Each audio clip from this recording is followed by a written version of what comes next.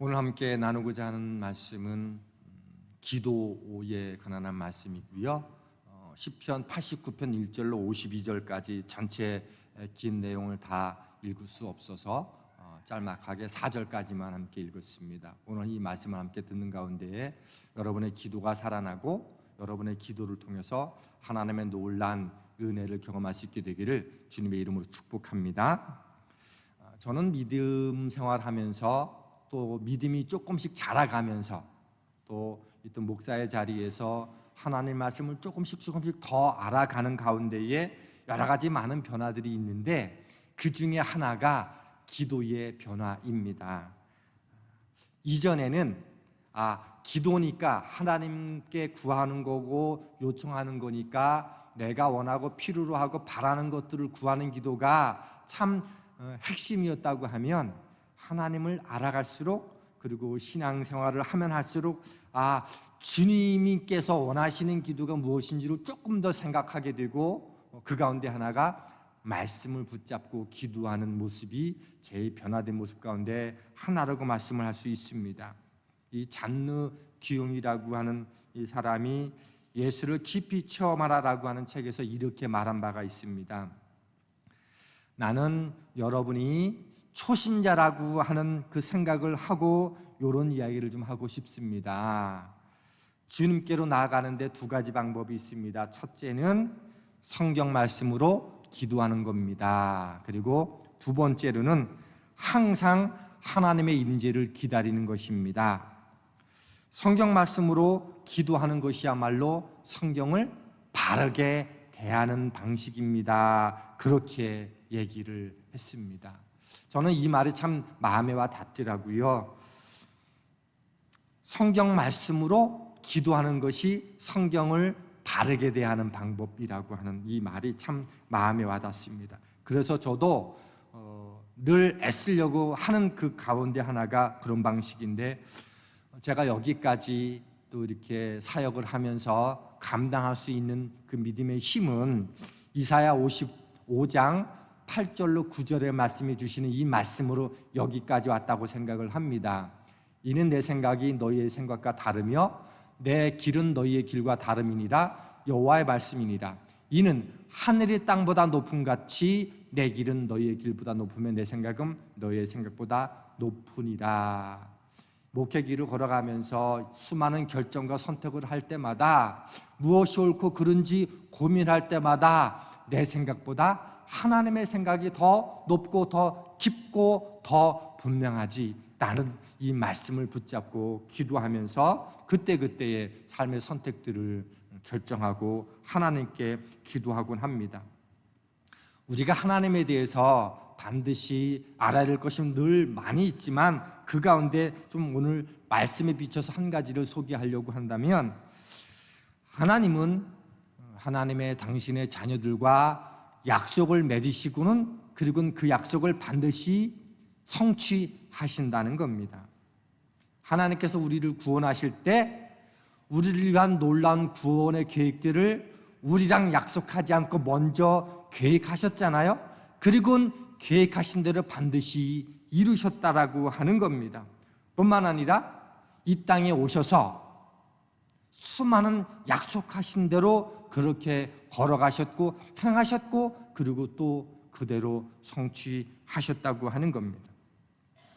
그래서 저는 성경을 읽다가 약속에 관련된 말씀들로 늘 나오면 그 말씀을 가지고 오늘 하루의 기도를 삼으려고 무지 애를 쓰고 있어요.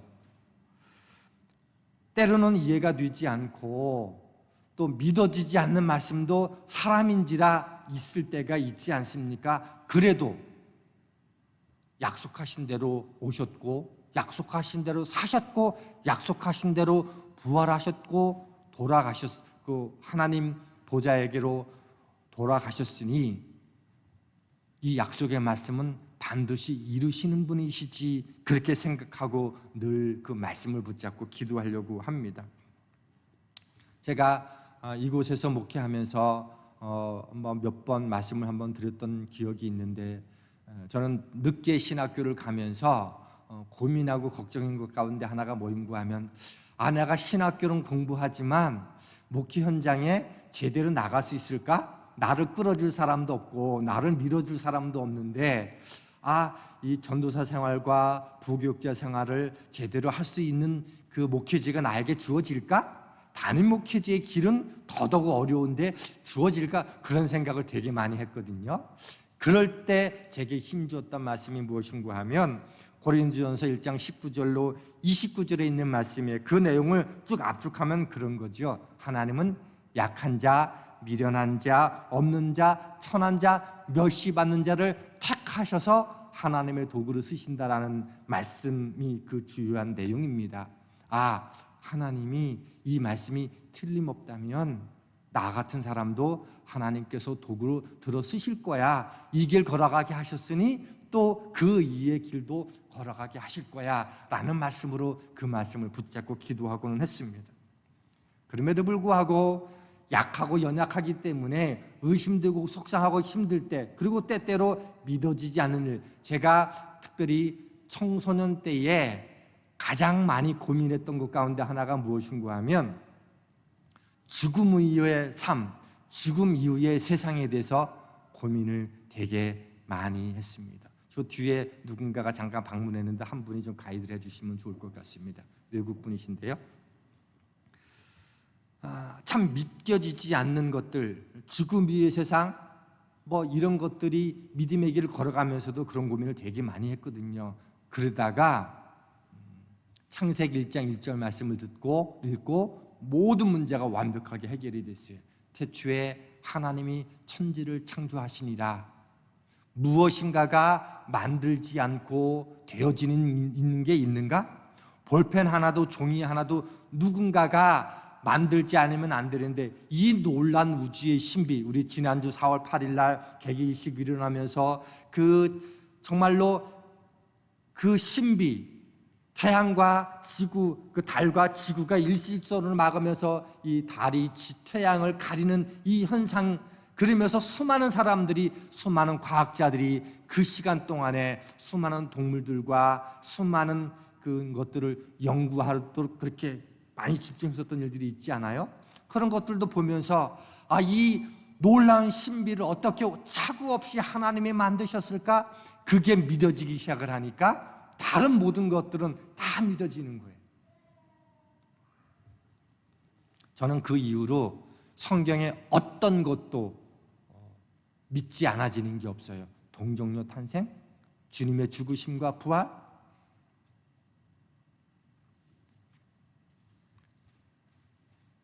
겨울에 죽은 것 같았던 나무들이 봄이 되면 싹이 나고 자라서 열매를 맺는 그 보이지 않는 신비를 우리는 아무렇지도 않게 생각하지만, 이 놀라운 이 자연의 섭리를 보면서 우리는 그 신비라고 생각하지만 그것은 누군가가 의도적으로 만드신 분이 있다는 그 사실 앞에 저는 성경의 모든 것들이 이해되기 시작을 했고요. 그래서 늘 기도할 때 말씀을 붙잡고 기도하려고 애를 씁니다.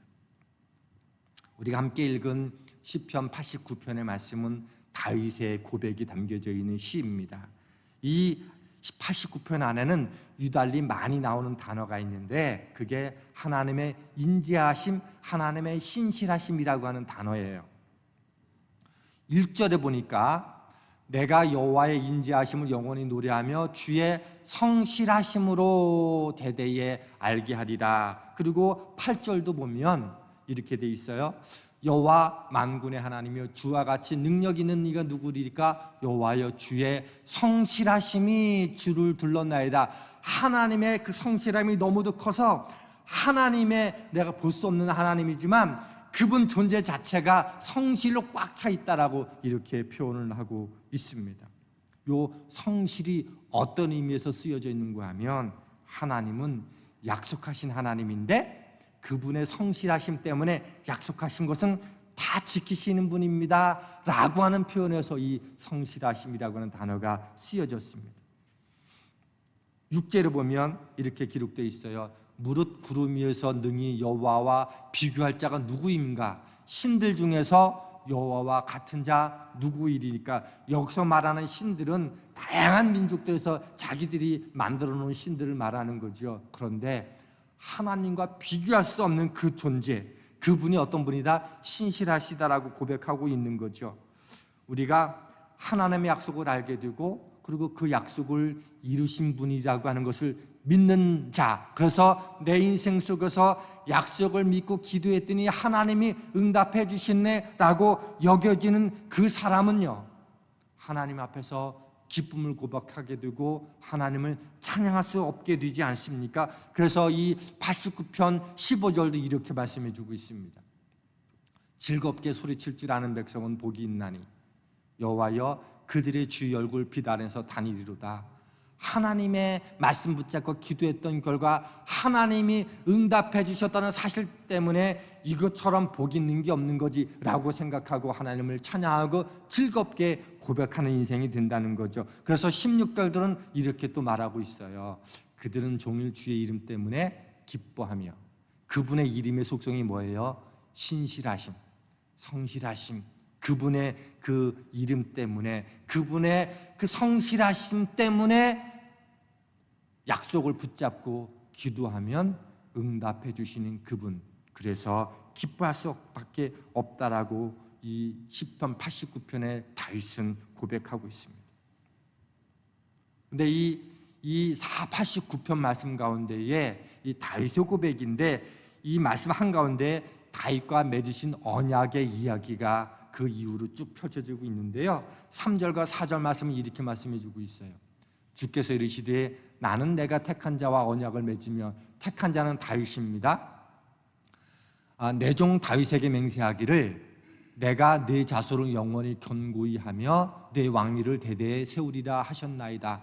다윗이 왕이 된 후에 하나님의 법궤를 그의 왕궁으로 가지고 왔지만, 자기는 화려한 집에 있지만 하나님의 계시는 그 법궤는 너무 초라한 게 있어서 죄송스러워서 성전을 짓겠다고 다짐하지만 하나님은 내 마음만 받겠다라고 말씀해 주시고 그 이후에 하나님이 성전 건축하시겠다 이렇게 말씀해 주시지 않으셨어요? 그때 그 다윗의 마음에 너무도 감동하시고 다윗과 언약을 맺으셨어요. 내가 너 기쁜 마음을 내가 받겠어. 그리고 너와 함께 오늘 내가 맹세할게. 너의 그 기쁜 마음으로 인해서 내가 언약을 맺을 건데 내 자신을 영원히 견고하게 할 것이고 내 왕위를 너의 가문을 통해서 영원히 지속되게 해줄게 라고 하나님이 말씀해 주셨어요. 그리고 그 언약의 구체적인 내용이 우리가 읽지는 않았지만 19절부터 37절까지가 쭉 계속적으로 진행되고 있는데 19절로 20절 말씀만 좀 보도록 하겠습니다. 그때 주께서 환상 중에 주의 성도들에게 말씀하여 이르시기를 내가 능력 있는 용사에게는 돕는 힘을 더하며 백성 중에서 택함 받는 자들을 높이셨으니 내가 내 종 다윗을 찾아내어 나의 거룩한 기름을 그에게 부었도다. 하나님께서 다윗을 찾으셔서 그에게 기름을 부으셨다 이렇게 말씀해 주고 있고요, 27절로 29절은 이렇게 말씀해 주고 있어요. 그러나 주께서 주의 기름 부음 받은 자에게 노하사, 그게 바로 이 장면인가요? 그러면 그건 좀 이따가 봐야 될 것 같습니다. 제가 27절과 29절은 읽어드릴게요.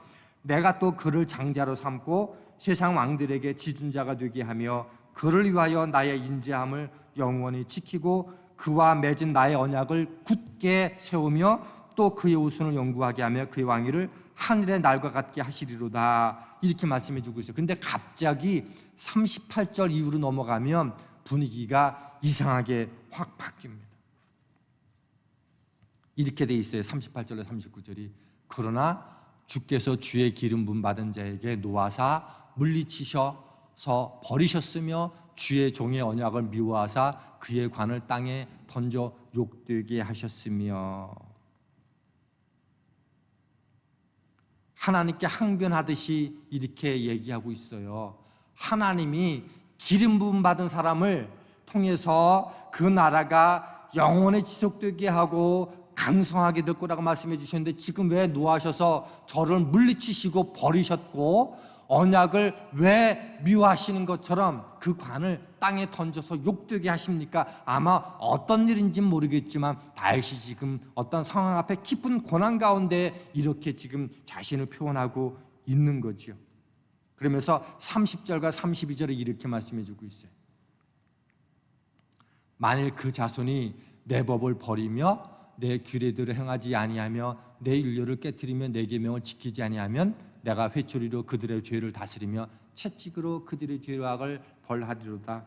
근데 하나님이 다윗과 언약을 주시면서 한 가지 주신 말씀이 무엇인가 하면, 내가 너의 왕위와 너의 그 후손이 강성하고 잘되게 할 것이지만, 그러나 이것은 기억해야 돼. 내가 말씀대로 행하지 않고 규례를 깨뜨리고 계명을 지키지 않으면 너는 채찍을 맞는 일과 같은 그런 경험은 할 거야. 그렇지만 너하고 약속한 것은 영원히 지속되게 할 거야. 죄를 지은 것에 대해서는 분명히 책망은 할 거야. 이런 말씀을 주신 거예요. 그러자 35절 37절 이렇게 말씀해 주고 있습니다. 이게 다윗이 고백하고 있는 거예요.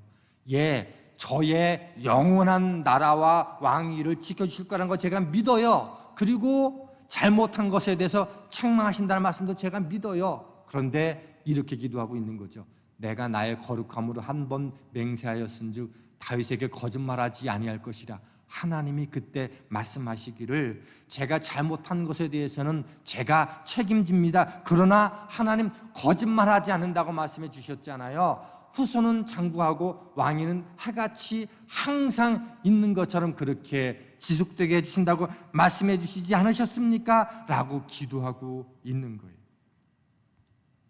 그리고 46절은 이렇게 말씀해 주고 있어요.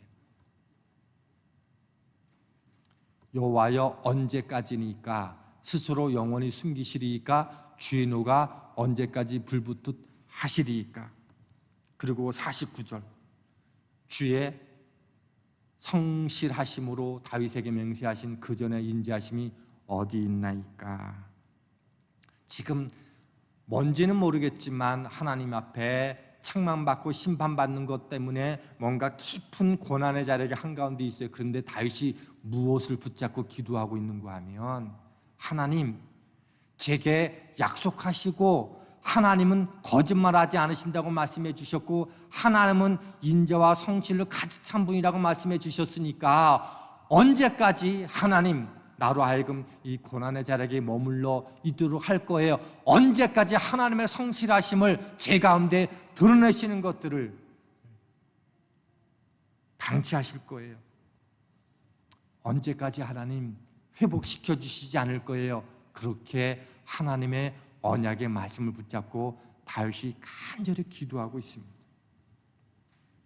다니엘서 9장에 보면 이스라엘 백성들이 포로가 되어서 이방 민족에게 끌려가서 이제 한 70년 가까이 시간이 다 이제 됐어요. 언제쯤 이스라엘 백성들이 돌아갈까 사실 아무도 모르는 거죠.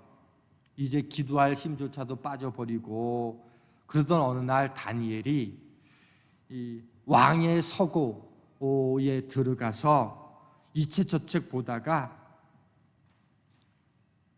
그거는 바벨론이 예루살렘에 침공해가지고 그곳에 있는 각종 은금 기물들과 왕의 서고에 있는 책들도 다 가져간 거죠. 그리고 다니엘이 포로된 그곳에서 왕의 서고에 들어갈 수 있는 자격이 있었으니까, 그래서 들어가서 어느 날 그 한 책을 보는데 예레미야 책이라고 하는 것을 쭉 읽다가 그 가운데 예레미야가 예언한 책 가운데 이 나라가 70년 동안 고난받을 것이고 70년이 지나면 돌아올 거라고 하는 것들을 기록된 예언의 말씀을 보게 돼요.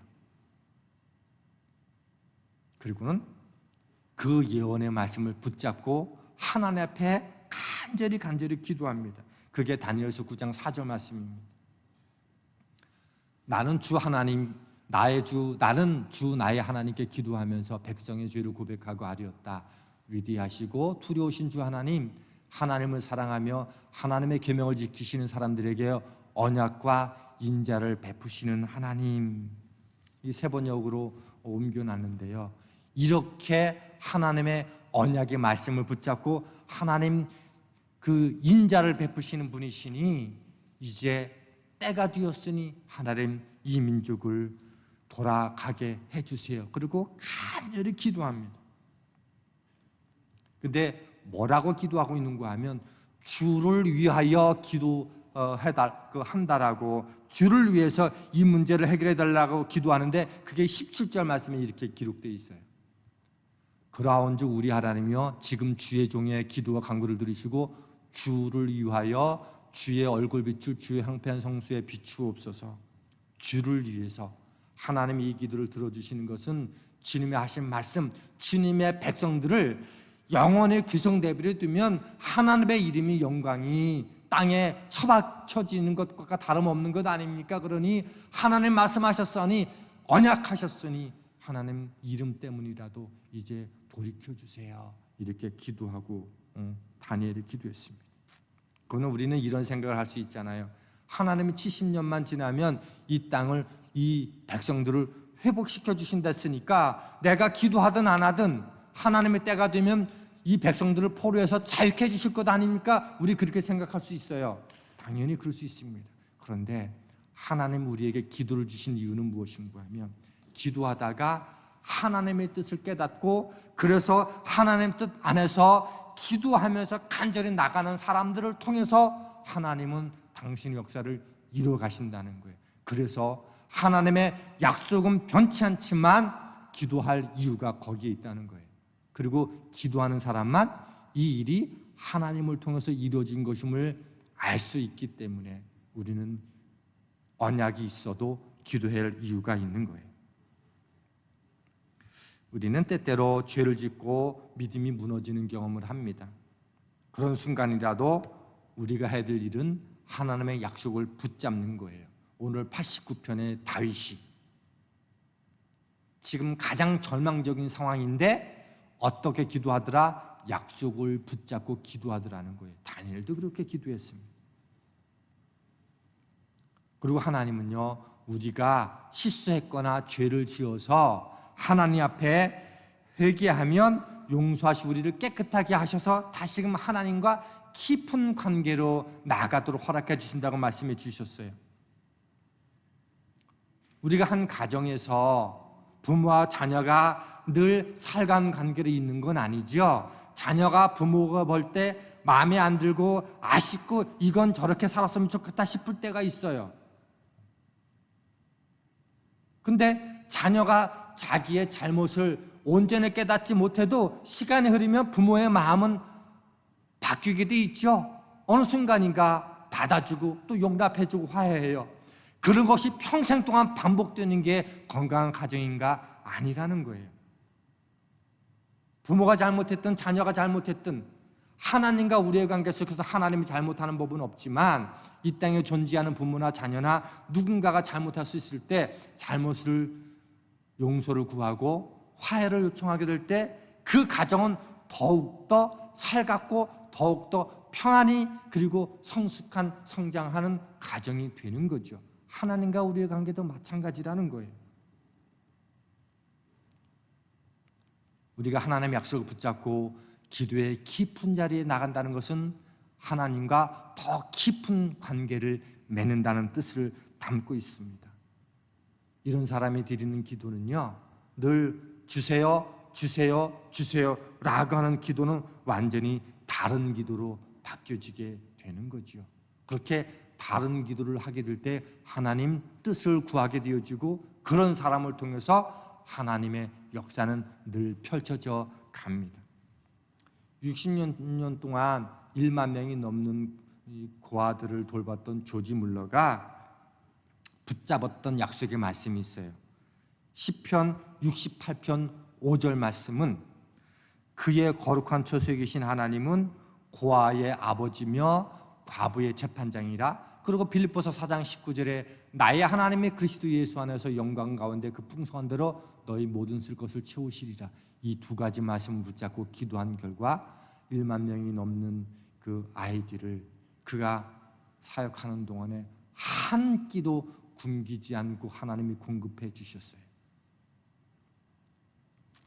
미국 선교사로 갔다가 낙심하면서 쓰러졌던 이 허드슨 테일러가 붙잡았던 말씀이 요한복음 15장 5절 말씀입니다. 나는 포도나무요 너희는 가지라. 그가 내 안에 내가 그 안에 거하면 사람이 열매를 많이 맺나니 나를 떠나서는 너희가 아무것도 할 수 없습니다. 아무런 사역의 열매도 맺지 않고 낙심해서 주저앉을 때 이 말씀을 붙잡고 하나님께 기도하고 다시금 회복됐어요.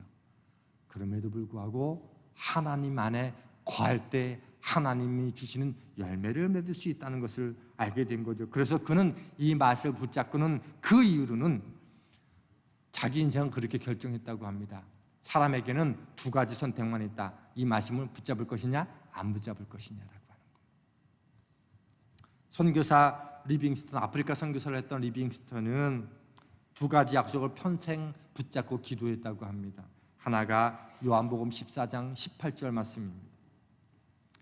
내가 너희를 고아와 같이 버려두지 아니하고 너희에게 오리라. 또 하나가 마태복음 28장 20절 내가 세상 끝날까지 너희와 항상 함께 있으리라.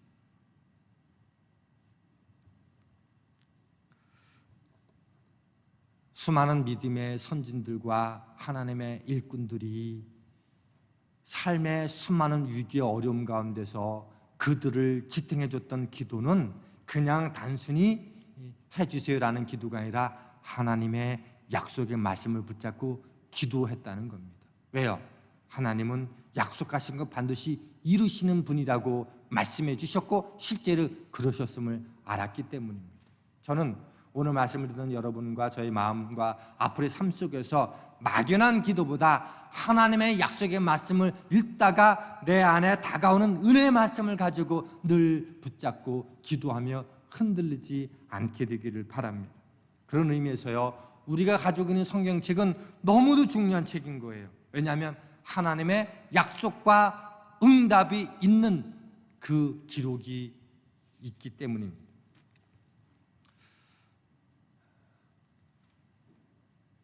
부모님이 제게 물려준 땅 문서가 있다고 한번 생각해 보자고요.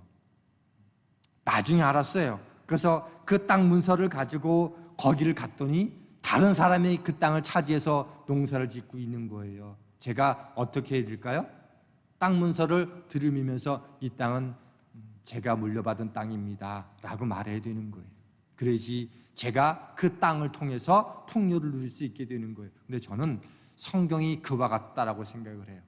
하나님의 약속이 우리에게 주신 유산으로 주신 문서와 같다고 생각을 해요. 그래서 그 약속의 말씀을 하나님의 성경 안에서 내가 찾고 날마다 확인하는 삶이 너무도 중요하다는 거죠. 그래서 고린도서 1장 20절은 이렇게 말씀해 주고 있어요. 하나님의 약속은 얼마든지 그리스도 안에서 예가 되니 그런즉 그로 말미암아 우리가 아멘하여 하나님께 영광을 돌리게 되느니라. 이게 좀 애매하죠. 그래서 이 공동 번역을 보니까 이렇게 해석해 놓았더라고요. 하나님의 모든 약속이 그리스도를 통해서 그대로 이루어졌기 때문입니다. 그래서 우리는 그리스도를 통해서 하나님을 찬양하고 아멘하고 응답합니다. 예수님을 통해서 모든 예언의 말씀은 다 성취됐잖아요.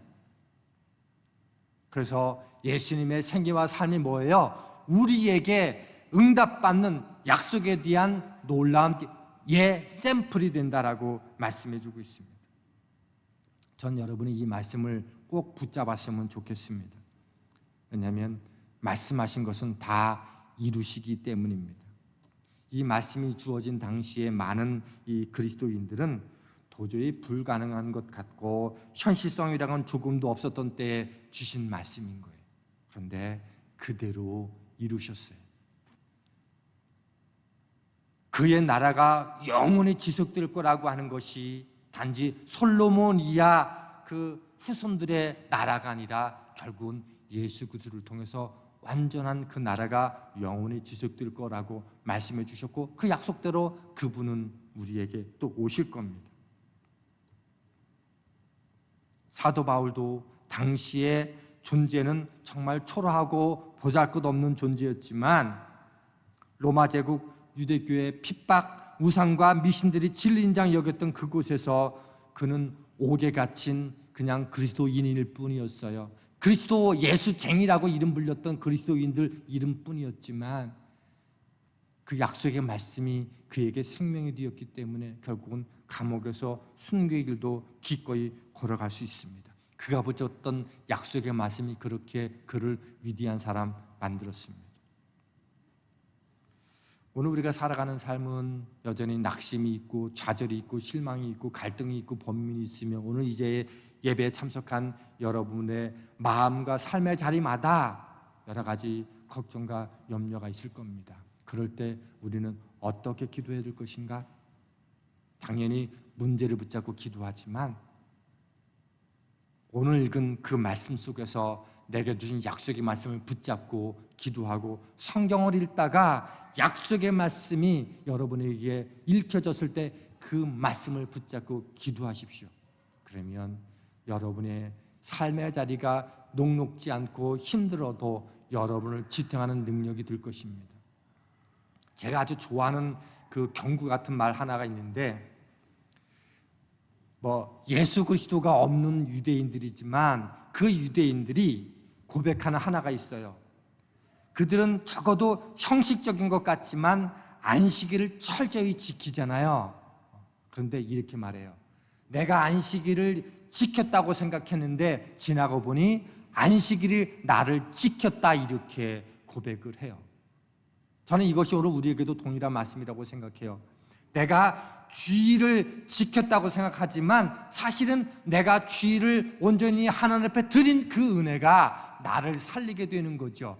내가 말씀을 붙잡았다고 생각들었는데 사실은 내가 말씀을 붙잡은 게 아니라 붙잡은 그 말씀이 나를 살리게 되는 것. 여러분, 그 말씀으로 붙잡고 하나님께 기도하십시오. 그러면 하나님이 여러분의 인생들을 약속한 대로 응답 주시면서 놀랍게 우리 인생을 펼쳐갈 거라고 믿습니다. 그런 약속의 말씀을 붙잡고 살아가시는 저와 여러분 될 수 있기를 주님의 이름으로 축원합니다.